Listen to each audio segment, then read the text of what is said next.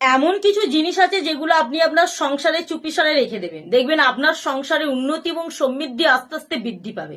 যেমন ধরুন কামধেনুর মূর্তি। আপনার জীবনে অনেক ইচ্ছা যদি আপনি পূরণ করতে চান, অবশ্যই কিন্তু আপনার সংসারে কামধেনুর মূর্তি রাখবেন। এটা কিন্তু ইচ্ছা পূরণের জন্য শুভ বলে মনে করা হয়।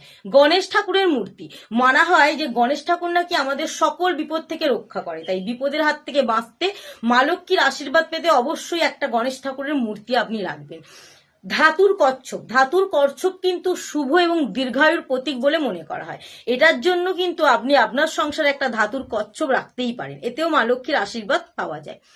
তামা, পিতল এবং রূপো যে কোনো একটা হাতির মূর্তি, যেটা মনে হবে আপনার সেটাই, হাতির মূর্তিও রাখবেন। এটা কিন্তু শুভ বলে মনে করা হয়, এতেও মা লক্ষ্মীর আশীর্বাদ পাওয়া যায়। তো এই কটা জিনিস আপনার সংসারে আপনি চুপিসারে রেখে দেবেন, আস্তে আস্তে আপনার সংসারে সুখ সমৃদ্ধি বৃদ্ধি পাবে। তো কেমন লাগলো ভিডিওটা কমেন্টে জানাবেন, ভালো লাগলে ভিডিওটা শেয়ার দেবেন।